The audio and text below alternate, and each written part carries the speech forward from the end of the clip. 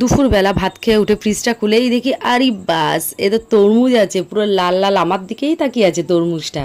আর ভাত খাওয়ার পরে না আমি ফ্রিজে খুঁজতে থাকি কোথাও কিছু আছে নাকি, রেখেছি নাকি, ভুলে গেছি, অনেক সময় ভুলেও যাই। তাই তো এটাকে বের করে নিলাম, বের করে আর দেরি না করে পোস্টমর্টেম শুরু করে দিলাম।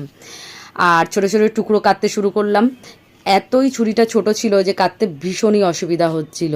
আর ফোনটাকে আমি মুড়ির কৌটোর ওপরে বসিয়ে দিয়েছিলাম, কারণ ধরার কেউ ছিল না তাই। তারপর এটাকে ছোট ছোট টুকরো করে কাটলাম, কেটে নিয়ে বাড়িতে আজকে ছেলেও ছিল, বড় ছিল, নিয়ে গেলাম। নিয়ে গিয়ে সবার ফার্স্ট তো আমিই তুলে খাওয়া শুরু করে দিলাম।